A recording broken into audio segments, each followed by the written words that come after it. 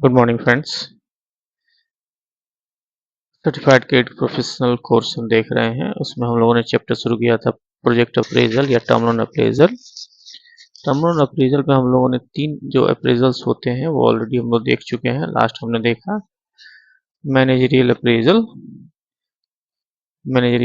देखा था। उसके पहले कमर्शियल एंड मार्केट अप्रेजल देखा था।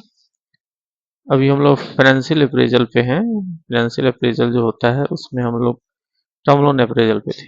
टर्म लोन अप्रेजल में जो है हम लोग लास्ट जो है कॉस्ट ऑफ प्रोजेक्ट में और सोर्स ऑफ फाइनेंस क्या हो सकता है, कहाँ से आएगा, इसके बारे में हम लोग देख रहे थे। ठीक है, तो हम लोगों ने इसमें देख लिया था cost of project and source of finance. Cost of project में क्या क्या हो सकता है, लैंड हो सकती है, लैंड साइट का डेवलपमेंट हो सकता है, बिल्डिंग हो सकती है, अदर सिविल वर्क्स हो सकता है, प्लांट एंड मशीनरी होगा, मिसलेनियस एसेट्स होगा, इलेक्ट्रिकल फिटिंग्स होंगे, प्रिलिमिनरी और प्री ऑपरेटिंग एक्सपेंस। ये सब जो है कॉस्ट ऑफ प्रोजेक्ट के पार्ट होते हैं। कंटिजेंसीज होगा, वर्किंग कैपिटल मार्जिन। और ये सारी चीज़ों को पूरा करने के लिए हमें सोर्स भी चाहिए। सोर्स ऑफ मार्जिन क्या हो सकता है, शेयर कैपिटल होगा, इक्विटी या प्रेफरेंस, रिजर्व एंड सरप्लस होगा, retain earning, internal cash accrual, term loan from FIs financial institutions, term loan capital subsidy, term loan deferred, term loan own fund और own USLI. ठीक है, तो ये इतने थे। इसमें भी क्या होता है, दो टाइप के कॉस्ट होते हैं, एक हार्ड होता है, दूसरा होता है सॉफ्ट कॉस्ट। ठीक है, हार्ड कॉस्ट वो है जिसका जो टेंजिबल एसेट्स जितने भी होते हैं वो क्या होते हैं, हार्ड कॉस्ट होते हैं। मतलब एक बार इन्वेस्टमेंट होने के बाद उनका जल्द जो है वो कैश में नहीं कन्वर्ट होते हैं, तो वो उसमें क्या आ जाएगा, टेंजिबल एसेट्स जितने भी आ गए। ठीक है, और प्रिलिमिनरी और मार्जिन है और वर्किंग कैपिटल, ये क्या हो जाएगा आपका सॉफ्ट कॉस्ट। ठीक है, नेक्स्ट जो था हमारा था land and site development. Land and site development के लिए क्या होगा, देखिए लैंड एंड साइट डेवलपमेंट में क्या हो सकता है, एडिक्वेसी। ठीक है, एडिक्वेसी, लीज और फ्री होल्ड, रीजनलिटी और estimate for civil work etc. ठीक है, the cost of land and site development is the sum of following. ठीक है, कॉस्ट ऑफ लैंड और उसके साइट डेवलपमेंट का फॉलोइंग ये हो सकता है, टोटल का सम आप इसको करिएगा तो उसमें क्या आ जाएगा, सबसे पहला basic cost. Basic cost of land क्या है, ठीक है, including conveyance and other allied charges, मतलब रजिस्ट्री का खर्च।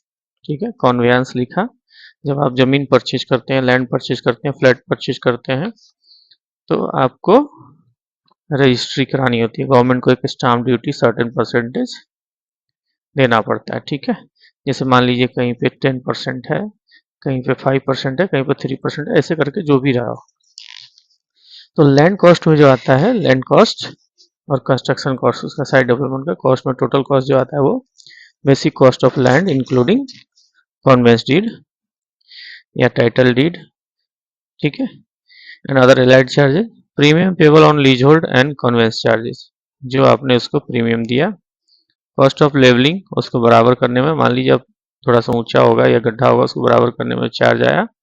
Cost of laying approach roads and internal roads, उसके बीच में आपने अप्रोच रोड बनाया, इंटरनल रोड्स बनाए, उसके खर्च। कॉस्ट ऑफ कंपाउंड वॉल, चारों तरफ अपनी बाउंड्री करते हैं, and gates, cost of tubewells etc। ठीक है, the cost of land varies considerably from one location to another. मान लीजिए हर जगह की कॉस्ट, लैंड का कॉस्ट एक समान तो नहीं होगा। सिटी की लैंड आप लीजिएगा तो हो सकता है 1 करोड़ रुपीज पर कट्ठा या 2000 स्क्वायर फीट के आसपास होगा। ठीक है, बट यही गांव में आप चले जाइए तो 5 lakh rupees per square feet कट्ठा होगा। ठीक है, मीन्स 2000 स्क्वायर फीट। तो डिफरेंट डिफरेंट जगह पर डिफरेंट डिफरेंट कॉस्ट वेरी करता है। ठीक है, in urban area and in semi location it is relatively low in rural location. जैसे मैंने आपको ग्रामीण में बोला 1 करोड़ रुपया सिटी में मिलता है 2000 स्क्वायर फीट के लिए, तो आपको ये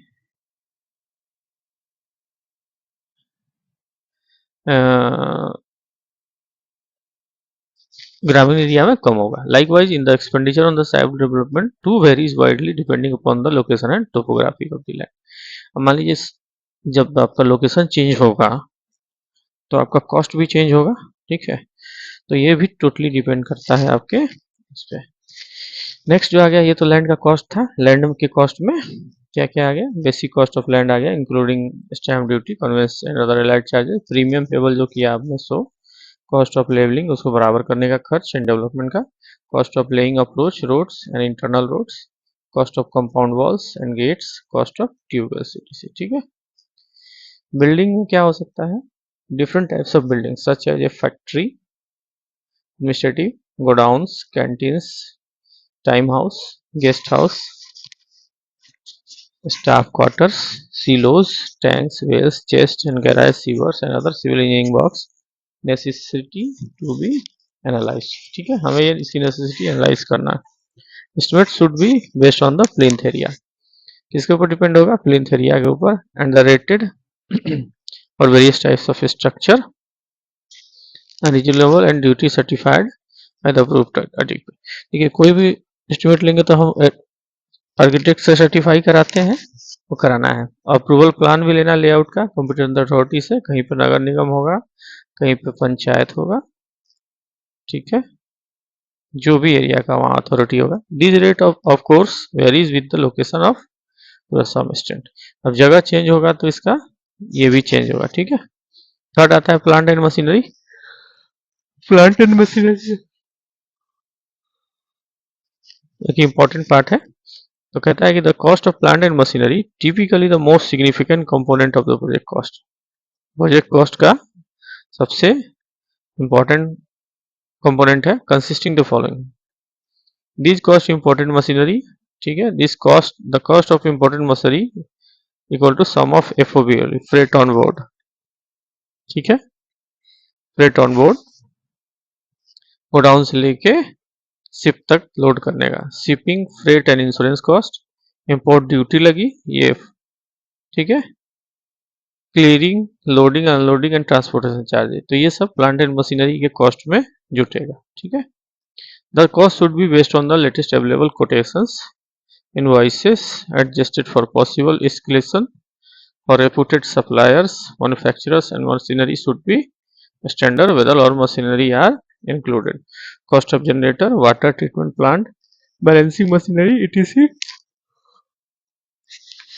इंक्लूडेड। ठीक है, ये सारी चीजें हम लोग को जोड़ना है उसमें, किसे, प्लांट एंड मशीनरी में। क्या क्या, the cost should be based on the latest available quotation, invoices adjusted for possible escalation from reputed suppliers. ठीक है। टेक्निकल नो हाउ देखना है आपको, technical know how and engineering fee. ठीक, इंजीनियरिंग का fees often it is necessary to engage technical consultant और collaborators from India and और abroad for advice and held in various technical matters like preparation of project reports.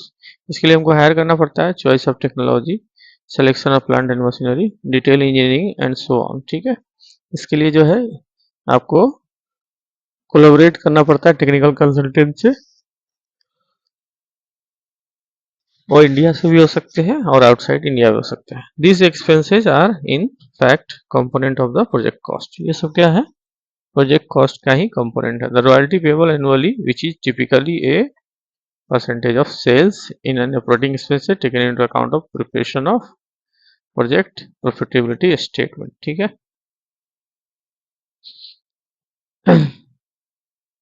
expenses on engaging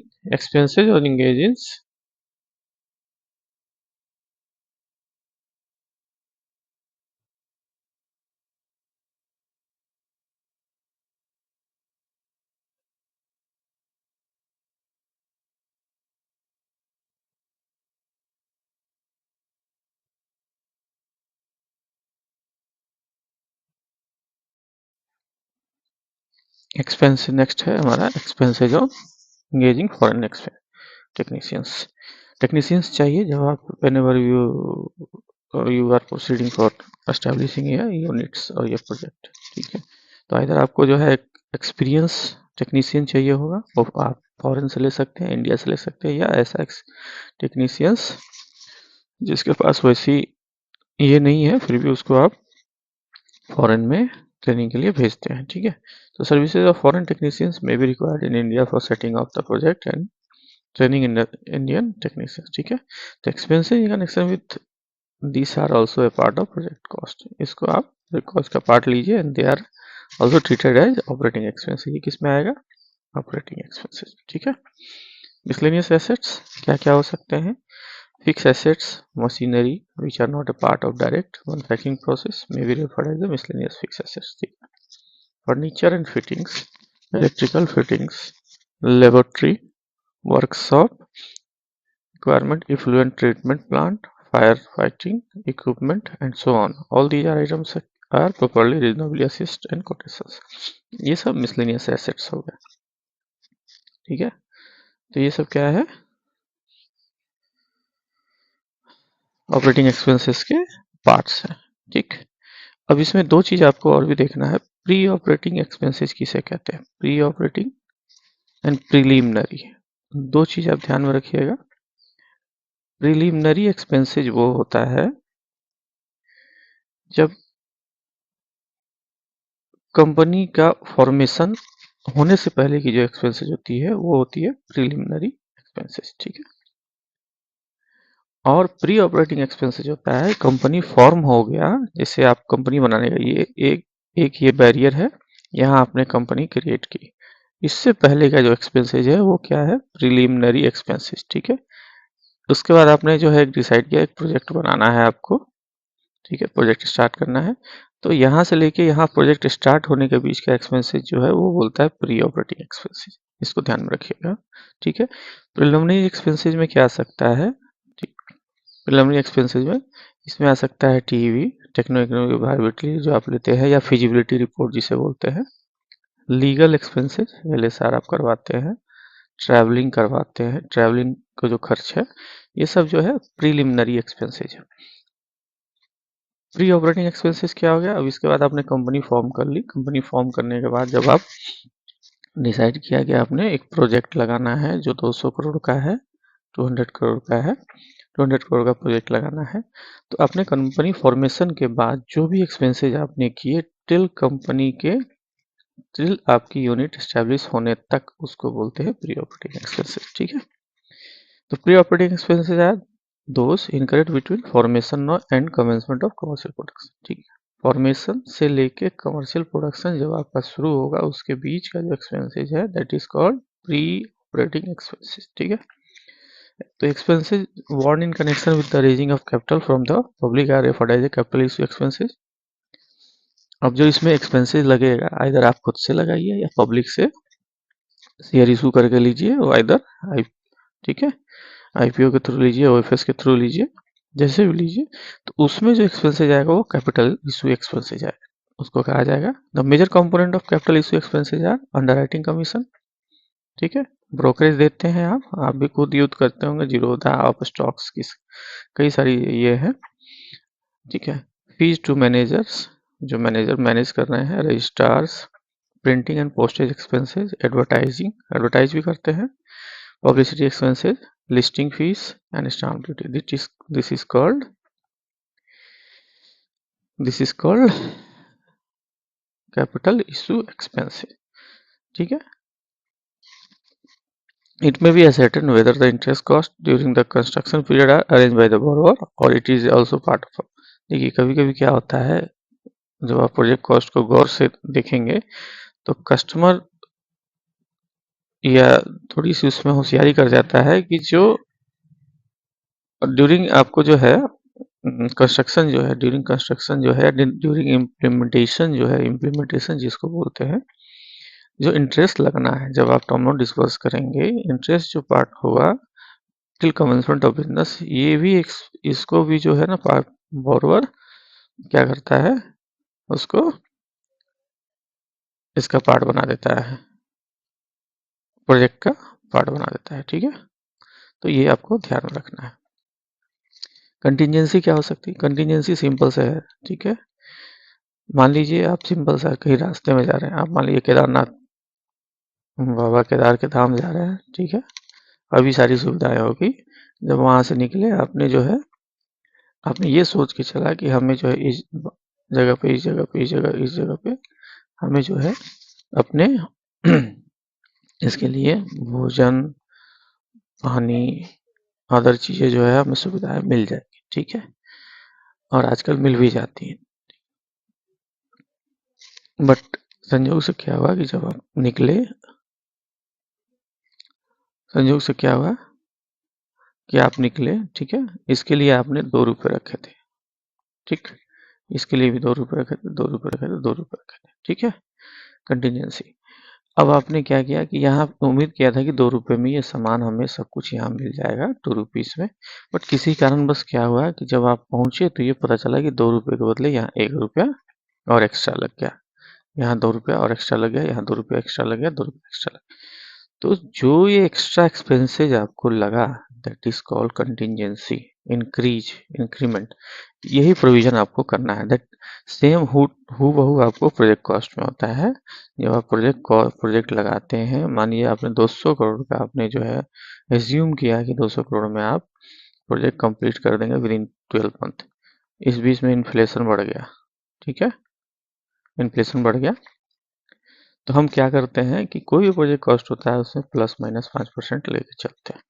means 5 से 10% तक आप लेके चल सकते हैं। Means अगर आपका इन्फ्लेशन बढ़ा 5% से 10% खर्चा हो सकता है, इन्फ्लेशन घटा तो आपका कॉस्टिंग 5 से 10% कम भी हो सकता है, 180 200 आ सकता है, ठीक है। तो इसी को बोलते हैं, ये जो बीच का गैप है, इस गैप को पूरा करने के लिए जो इंक्रीमेंट हो गया उसी को, इसको गैप करने के लिए जो हम अरेंजमेंट करते हैं या उसी को बोलते हैं कंटीजेंसी प्लान, ठीक है। Expenses in connection with the cost escalation because of unexpected reasons such as increase in excise duty, sale tax duty, general inflation, etc. To estimate the provision for contingency, project cost item may be divided into 2 categories. क्या है? Firm cost items and non firm cost items, ठीक है। तो 2 हो गए। Contingency में आपको expression क्या हो सकता है, excise duty, sale tax duty, तो इसमें भी आपको आ गया फर्म कॉस्ट और non firm cost. The firm cost item are those which have already been acquired, ठीक है, जो पहले से आपने एक्वायर कर दिया है और for which different arrangement have been made, ठीक है। तो उसमें हम लोग क्या करते हैं, generally contingency provision of 5 to 10% of the estimate cost of non firm cost item if the implementation period is less than, अगर 1 साल से नीचे का है तो 5 से 10% रखते हैं, और हर एक एडिशनल ईयर के लिए ग्रेटर देन, दूसरे साल, तीसरे साल, चौथे साल के हर साल के लिए 5 से 10% तक ऑन एन एवरेज 5% बढ़ाते जाते हैं, ठीक है, फर्म कॉस्ट और नॉन फर्म कॉस्ट, ठीक है, दैट इज कॉल्ड कंटीजेंसी। अब मार्जिन ऑफ वर्किंग, इसके बाद क्या है, आपने सारा प्रोजेक्ट आपका बन गया, ठीक है, उसके बाद आप उसको रिवॉल्विंग क्रेडिट देंगे, that is called working capital limit. Working capital देंगे तो day to day expenses, raw material purchase, other expenses, ये सब भी तो उसको लगना है, तो हम लोग वर्किंग कैपिटल देते हैं। वर्किंग कैपिटल देते हैं तो उसमें क्या है, सीधा सा फंडा है, प्रोजेक्टेड सेल है, पीएस प्रोजेक्टेड सेल अगर 200 करोड़ है तो इसका क्या 25% एज पर 200 मीटर, ठीक है, ये आपको मैंने बताया रफली है, अदरवाइज आप क्या है, turnover method up to 5 crore, up to 5 crore and greater than 5 crore MPVF, 2 formula होता है, maximum permission of bank finance 5 crore तक की लिमिट के लिए, ठीक है, 5 करोड़ तक की लिमिट के लिए आपको टर्नओवर मेथड यूज करना है, 5 करोड़ से ऊपर के लिए आपको एमपीवीएफ यूज करना है। टर्नओवर मेथड में क्या होता है, ठीक है, अभी जो फॉर्मूला है वो क्या है, आरबीआई सीधे कहता है जो आपका प्रोजेक्टेड सेल्स है उसका 25% आपको उसको लिमिट देना है, minus 5% borrower margin, that is called 20%। तो हम क्या होता है, किसी भी आदमी को जब आता है, कहता है मेरे पास 100 करोड़ का टर्नओवर है, तो हम सीधे बोलते हैं उसको 20 करोड़ आपका लिमिट हो जाएगा। एक फॉर्मूला ये हुआ टर्नओवर में, उसमें भी और होता है, current assets minus current liability other than bank borrowing, that is called working capital gap, working capital gap which ever is lower, ठीक है, आप इससे दे सकते हैं या इससे दे सकते हैं, बट इसमें क्या होता है, करंट एसेट में current liability, working capital gap जो होता है, जो वर्किंग कैपिटल डिमांड है, करंट एसेट्स में current liability other than bank borrowing, वो उसका एक्चुअल लिमिट होगा, बट आरबीआई ने इसको अभी अपने सर्कुलर में इसको मॉडिफाई किया अप टू 5 करोड़ की लिमिट के लिए। अभी आपको सिर्फ क्या करना है, जो सेल्स है प्रोजेक्टेड या एक्चुअल सेल्स है उसका 20% फ्लैट, या आप ऐसे कर सकते हैं 25% of sales minus 5% margin, net funding 20%, ठीक है।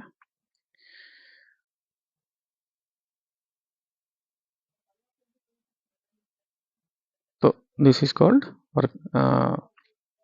वर्किंग कैपिटल लिमिट, ठीक है। तो मार्जिन कहाँ से आएगा? The principal support for working capital is provided by commercial banks and creditors, ठीक है, वर्किंग कैपिटल के लिए। However, a certain part of the working capital requirement has to come from long-term sources of the finance. कुछ जगह पे working capital limit का जो है वो आता है सपोर्ट बैंक से आता है, कमर्शियल बैंक के क्रेडिटर से। However, certain part of the working capital requirement has to come from long-term sources of finance. This is referred to as margin money, ठीक है। वो मार्जिन मनी से कहते हैं for working capital and this is an important element of the project cost, ठीक है। देखिए, the margin money में sometimes be used for meeting the overruns in the project cost. Margin money कभी कभी क्या करते हैं, जो प्रोजेक्ट कॉस्ट में जो है एक्स्ट्रा जो खर्चे होते हैं ना, फिर उसमें यूज हो जाता है। This leads to a working capital problem sometime crisis when a project is commission, ठीक है। जब आपका प्रोजेक्ट कमीशन हो जाता है तो उस समय क्या होता है, जब आप वर्किंग कैपिटल की मार्जिन जो है आपने जो है प्रोजेक्ट इम्प्लीमेंटेशन की तरफ खर्चा कर दिया, इम्प्लीमेंटेशन में आपने यूज कर लिया, तो आपका क्या होगा, वहां तो आपका कॉस्ट कम हो जाएगा, ये 5% आपका मार्जिन चला गया, तो फिर क्या होगा ये, तब वर्किंग कैपिटल का issues at the time of commencement of operation आपको जो है प्रॉब्लम आएगी। To mitigate this problem, financial institution stipulate that the portion of the loan amount equal to the margin money for working capital be blocked initially so that it can be released when the project is completed. It is NWC, ठीक है, available in the system from long term sources, ठीक है। हम लोग भी क्या करते हैं कि हम लोग वर्किंग कैपिटल लेकर, देखिए दो अकाउंट खोलते हैं हम लोग, term loan and working capital, ठीक है। टर्म लोन क्या होता है, प्रोजेक्ट इम्प्लीमेंटेशन के लिए होता है, हम लोग इसको डिस्पर्स करते हैं, ठीक है। वर्किंग कैपिटल का हम लोग अकाउंट तो खोलते हैं बट इसमें लिमिट फिट नहीं करते हैं, क्यों? जब तक ये प्रोजेक्ट कंप्लीट नहीं होगा, अगर हमने वर्किंग कैपिटल लिमिट खोल दी और गलती से हमने डिस्पर्स कर दिया, फिर क्या होगा, जब इसका प्रोजेक्ट कंप्लीट होगा तो इसके पास वर्किंग कैपिटल में अवेलेबल बैलेंस नहीं रहेगा, ठीक है। तो इसलिए हम लोग वर्किंग कैपिटल लिमिट उसको नहीं करते हैं, खोलते हैं, या खोलते भी हैं तो उसको ब्लॉक कर लेते हैं, ठीक है। It is the NWC available in system, ठीक है। कोई भी प्रॉब्लम हो फ्रेंड्स, आप वीडियो को स्लो करिए, फिर से देखिए। दूसरा था इनिशियल कॉस्ट कैश लॉसेस, ठीक है। इनिशियल कैश लॉसेस क्या हो गया, अब मान लीजिए कि ठीक है आपने आज ही फैक्ट्री का मैन्युफैक्चरिंग शुरू किया, कल से ही आपको प्रॉफिट आ जाएगा ऐसी संभावना तो दूर दूर तक नहीं है। तो एक लेवल होता है जिसे आज आपने स्टार्ट किया यहाँ से लेके यहाँ तक, ठीक है। आपने यहाँ पर कमेंसमेंट किया तो आपका ये 1 ईयर 2 ईयर 3 ईयर 4 ईयर, ठीक है। हो सकता है आपका कंपनी का जो है ब्रेक इवन आपको 3 साल में आ जाए, ब्रेक इवन 4 साल में आ जाए, तो ये जो, या ब्रेक इवन 2 में आ जाए, कहीं भी आ सकता है, या बहुत अच्छा आपका मार्केट में पकड़ा तो हो सकता है फर्स्ट ईयर में ही आ जाए ब्रेक इवन, ऐसी संभावना बहुत कम होती है। ब्रेक इवन का मतलब हो गया जहाँ पे कंपनी को नो प्रॉफिट नो लॉस हो रहा है, ठीक है। ठीक, ये हो गया, इसके बाद से कंपनी प्रॉफिट की तरफ आगे बढ़ती है, ठीक है ना, प्रॉफिट करती है। तो इनिशियल ईयर में कैश लॉसेज होता है, तो most of project incorrect cash losses in initial year, yet the promoters typically do not disclose the initial cash losses because they want to project to appear attractive in the financial institution and investing people। क्या करते हैं, break even तो होगा ही होगा, but कहीं ना कहीं से वो कैपिटल इन्फ्यूज करके जो उनको लॉस हो रहा है, प्रॉफिट लॉस हो रहा है, उसको वो लोग कन्वर्ट करते हैं प्रॉफिट में, ठीक है, ताकि उनका जो बैलेंस शीट का पेपर है या उनकी जो फिनेंशियल्स है प्रमोट, वो जो है फाइनेंशियल इंस्टीट्यूशंस के पास अट्रैक्टिव दिखे या इन्वेस्ट करने वाले पीपल्स के लिए अट्रैक्टिव दिखे। Failure to make adequate provision for such cash losses in the project generally affect the liquidity position and impairs the operation. Hence, prudence call for making provision overt or covert for the estimate initial losses। तो ये हमको देखना पड़ेगा। Hence, prudence call for making a provision करना है overt or covert for estimate initial losses, ठीक है। Source of finance क्या क्या हो सकते हैं, शेयर कैपिटल, टर्म लोन लेंगे, debenture capital, deferred capital, incentive sources, miscellaneous sources, ठीक है। इतने आइटम हैं जहां से आप सोर्स ऑफ फिनेंस एक्वायर कर सकते हैं, ठीक है। देखिए शेयर कैपिटल क्या है, शेयर कैपिटल में भी the equity honours and equity share holders, और प्रेफरेंशियल कैपिटल। शेयर कैपिटल आप यहीं से आता है, ये तो ऑनर्स की पूंजी होगी या स्टेक होल्डर्स का इक्विटी होगा या प्रेफरेंशियल शेयर कैप हमने जो इशू किया है वहां से कैपिटल आएगा। Term loan are provided by the banks and financial institutions. Term loan जो है बैंक या फाइनेंशियल इंस्टीट्यूशंस देता है। They may be the Indian rupees और इन फॉरेन करेंसी लोन्स, ठीक है। Rupee loans are given for financing lands, civil works, indigenous plant and machinery, and so on, while foreign loans are considered for meeting foreign exchange currency expenditures towards the import of equipment and technical know-how, ठीक है। देखिए रूपी loans जो हम देते हैं उससे क्या परचेज कर सकते हैं। आप एक चीज़ जानिएगा फ्रेंड्स, जो भी एमएसएमई में है, आप एमएसएमई का लोन जब सैंक्शन करते हैं तो आप उसमें फिक्स एसेट्स का जो है, फिक्स एसेट्स के लिए भी आप फंडिंग कर सकते हैं, that is land which is a major part of the any project cost, ठीक है। रूबी लोन जो हम लोग देते हैं किस लिए देते हैं, financing land acquisition, land purchase, building, civil works, indigenous plant and machinery and so on, while finance. Foreign loans जो होता है वो क्या होता है, फॉरेन करेंसी एक्सपेंडिचर्स के लिए होता है। किस में, जब आप इंपोर्ट करते हैं। मान लीजिए कि हमने एक राइस मिल लगाया, राइस मिल, और हमने जो है थाईलैंड से एक सटाके कंपनी है, सटाके, उससे मशीनरी मंगाया, ठीक है। तो ये फॉरेन करेंसी में जाएगा। फॉरेन करेंसी तो हम क्या करते हैं, अपने इंडियन रुपीज को आईएनआर को, ठीक है, कन्वर्ट करते हैं। जो भी फॉरेन करेंसी होगी, यूएसडी या जापानीज येन, जिसमें भी वो चाहे, सटाके जापानीज है, जिसमें भी चाहे उसको हम लोग उस दिन के रेट के हिसाब से कन्वर्ट करके इसको सटाके को देते हैं, ठीक है। पहले तो हम एलसी इशू करते हैं, एलसी के बाद मशीनरी सप्लाई होती है, मशीनरी सप्लाई होने के बाद, इंस्टॉलेशन होने के बाद जब वो बिल रेस करता है तब हम क्या करते हैं, उसका एलसी को कन्वर्ट करके उसका पेमेंट रिलीज करते हैं, ठीक है। डिवेंचर्स आर डेट इंस्ट्रूमेंट, ठीक है, तो ये काम है। डिवेंचर्स क्या होता है, debenture are debt instrument, they are convertible and convertible debentures. Debentures क्या है, डेट इंस्ट्रूमेंट है जो कन्वर्टेबल भी है और नॉन कन्वर्टेबल भी है। कन्वर्टेबल डिवेंचर्स किसे बोलते हैं, are likely to be converted on equity wholly और partially as per the conversion rate fixed in your pass. Convertible मतलब सिंपल सा है, जो कन्वर्ट हो सकता है, ठीक है, या जिसको कन्वर्ट किया जा सके, किसमें, इक्विटी में, ठीक है, फुल्ली या पार्शियली, ठीक। नॉन कन्वर्टेबल डिवेंचर्स क्या है, normally carry fix rate and having maturity period 5 to 9 years. इसमें मैच्योरिटी पीरियड नहीं है, कन्वर्टेबल में, नॉन कन्वर्टेबल में मैच्योरिटी पीरियड है ये 5 to 9 ईयर्स का, ठीक है। Deferred credit are credit offered by the suppliers of the plant and machinery and the payment can be made over period of time as per the terms. Deferred credit हो गया, आपको credit दे दिया उसने deferred basis पे, आपने अपना काम करा लिया प्लांट एंड मशीनरी का, और ड्यू कोर्स में आप उसको पेमेंट करते चले गए, ठीक है।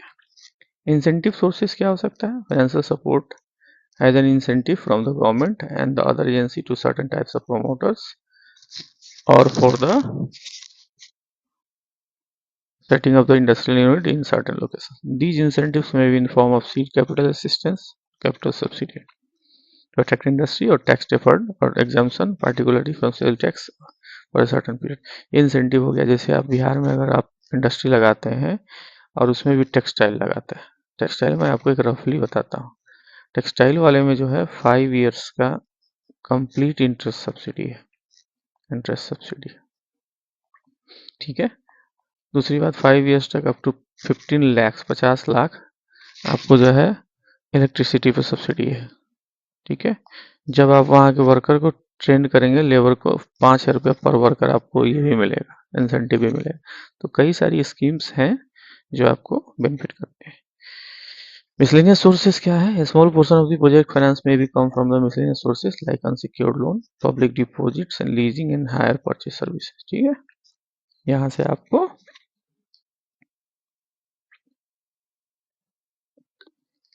पेमेंट आ सकता है, ठीक है। चलिए, out of the total resource required, the quantum of equity finance and the debt finance will be regulated by the debt equity norms. Promoters' contribution is stipulated by finances. Decision to raise the resource from any source would require careful planning and cost benefit analysis, ठीक है। Cost benefit analysis करना है। This will be of course subject to regulatory approvals as necessary from the SEBI etc. ठीक है, अब देखिए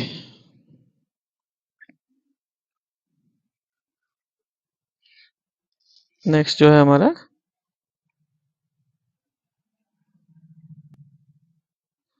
estimated cost of production and profitability. ठीक है, it is not sufficient to know that there is adequate estimated cost of project। ठीक है, हाँ, cost of production and profitability, production जो होगा उसका एस्टिमेटेड कॉस्ट क्या होगा, उससे प्रॉफिट कितना आएगा। ठीक है, तो it is not sufficient to know that there is repeat demand for the product proposed to manufacture. ठीक है, in order to assess the earning capacity of the project it is necessary to ascertain whether the unit will be able to manufacture the product at the cost which is yield sufficient margin of profit and sold in competitive market। ठीक है, आपने सिर्फ project बना लिया थी, proposed manufacture कर लिया product. ठीक है, तो आपको ये एसेस करना पड़ेगा कि मार्केट में जाएगा तो सफिशिएंट यील्ड आपको दे ताकि आपका प्रॉफिट बन सके। ठीक है, the repayment capacity of borrower to repay the loan is not linked to the value of security etc but it is linked to the ability to generate sufficient surplus from its operation. ठीक, आपने देखिए क्या होता है, simple से फंडा है, जब आप कोई भी प्रोजेक्ट फाइनेंस करते हैं दो चीज होता है, आप उसको जो है आप सीजीटीएमएसी कवर में लेते हैं। ठीक है, सीजीटीएमएसी कवर में लेते हैं या आप उसके साथ कोलेटरल सिक्योरिटी कोसेक लेते हैं। सीजीटीएमएसी कवर हो गया या कोसेक होता है। सीजीटीएमएसी में क्या होता है, आप ट्रेडर्स के लिए 2 करोड़ तक है, मैन्युफैक्चरर्स के लिए 5 करोड़ तक, मैन्युफैक्चरिंग इंडस्ट्री के लिए 5 करोड़ तक सीजीटीएस में कवर है। आप इसमें लेते हैं, बदले में सीजीटीएस में क्या आपको फीस देना पड़ता है, वो बैंक वाइज डिफर करता है रिस्क प्रीमियम के हिसाब से। ठीक है, तो हम क्या करते हैं, मान लीजिए सीजीटीएस में कवर नहीं लिया या ले लिया या कोलेटरल सिक्योरिटी ले लिया, तो हमारा पर्पस ये तो नहीं है कि अगर अकाउंट एनपीओ, इसमें भी आपका है कि 18 मंथ का जो है लॉक इन रहता है, 18 मंथ तक आपका अकाउंट स्टैंडर्ड होना चाहिए। तो आपका अकाउंट अगर एनपीओ होता है तो वो 75% फर्स्ट में आपको रिम्बर्स करेंगे, 25% after finalisation of case from the court will be reimburse. ठीक है, अगर इन केस कोलेटरल सिक्योरिटी है तो आप क्या कर सकते हैं, फिर आप बेचने के लिए आपने सिक्योरिटी थोड़ी लिया है, मतलब कि आपको जो है सेल करना है, सेल से प्रॉफिट जनरेट होगी, प्रॉफिट जनरेट होगी उससे आपको लोन रीपे करना है। तो मोस्ट एम क्या होता है किसी भी मैन्युफैक्चरिंग इंडस्ट्री का, to generate the sufficient surplus या sufficient profit from the operation. ठीक है, तो profitability estimate are prepared based on the certain assumptions and they have to be validated। ठीक है, the annual projection of project is profitability is prepared for the period of loan of project। ठीक है, अब देखिए क्या होता है, main aim, the aim is to estimation of cost of project production and profitability is primarily to assess, किस चीज का assessment करते हैं हम लोग, earning capacity of project। इसकी अर्निंग कैपेसिटी क्या है, जैसे मेरे पास मान लीजिए अभी आया एक, मान लीजिए कि हमारे पास एक मिनरल वाटर प्लांट लगाना है। ठीक है, 25 लैक्स का टोटल प्रोजेक्ट कॉस्ट 30 लैक्स है, under PMEGP 5% of borrower margin, total 2750 का आपको। ठीक है, 25 लाख का इसका प्लांट एंड मशीनरी हो गया, 2.5 लैक्स का सीसी हो गया। ठीक है, बाकी 2.5 लैक्स बोरोवर का मार्जिन हो गया। ठीक है, तो हमें ये देखना है आज के डेट में मार्केट में बहुत सारी मिनरल वाटर की कंपनी है, क्या ये compete कर पाएगी, सफिशियंट अर्निंग जनरेट कर पाएगी कि नहीं। ठीक है, तो ये हो गया the earning capacity of the project, the capacity at the unit to service the loan, loan का सर्विसिंग कैसे है, the capability of unit to service the share capital में surplus available with the unit to finance the future growth. ठीक है, तो ये main चीज हो गई। The estimate are additionally used in preparing the operation budget, break even analysis, IRR। It facilitates inter-firm comparison indicating area of strengths and weakness of units, cost control and cost reduction, selecting optimal plant capacity to achieve the desired rate of return, choosing the best product mix if unit is multi-product oriented। ठीक है, इतना काम आपको देखना पड़ता है। तो हमारा जो है हमने देखा अभी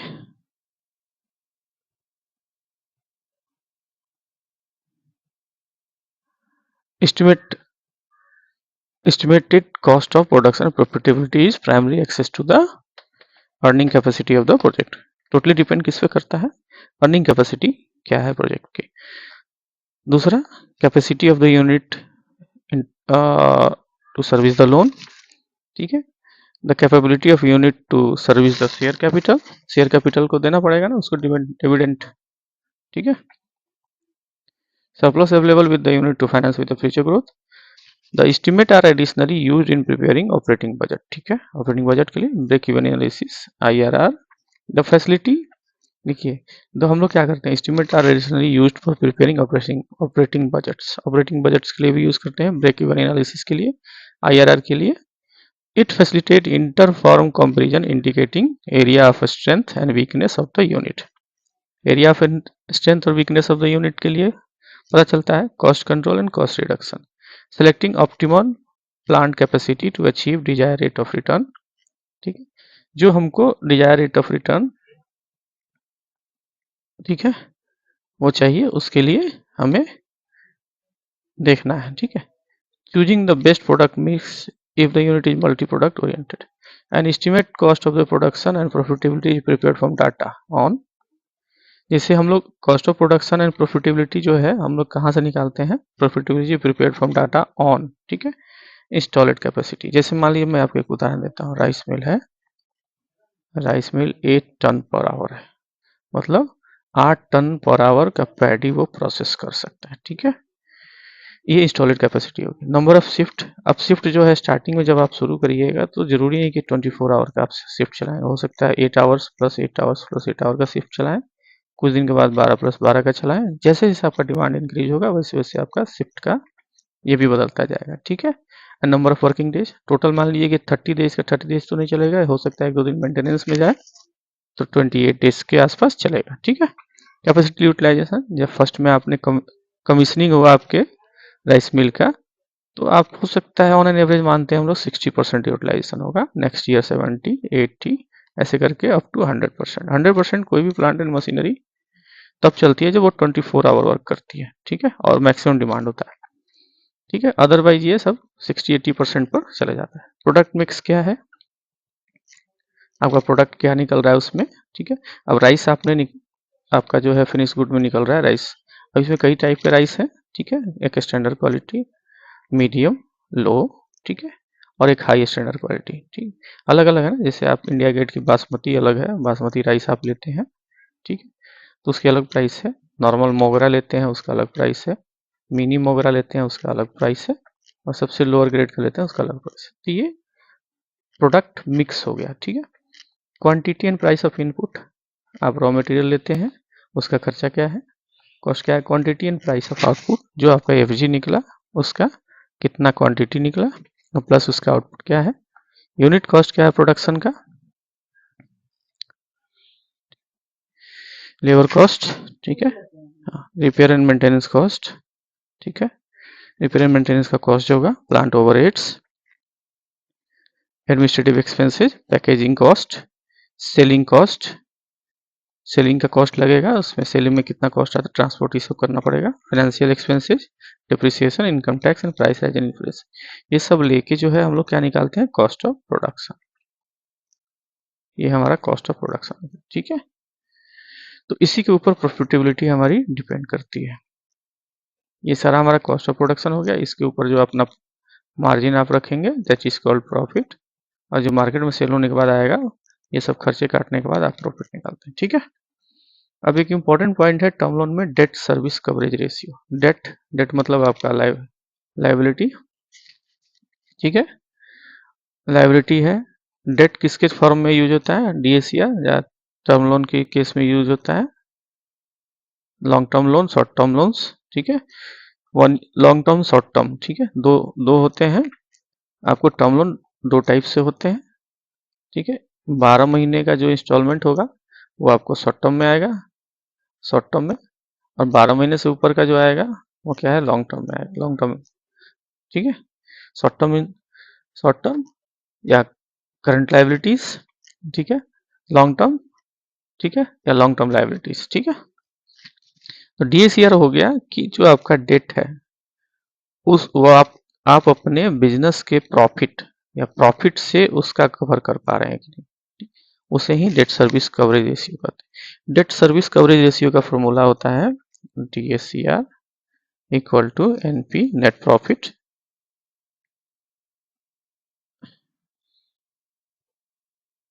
DSCR इसका होता है नेट प्रॉफिट, ठीक है, प्लस डेप्रिसिएशन डेप्ट प्लस अदर कैश एक्सपेंसेस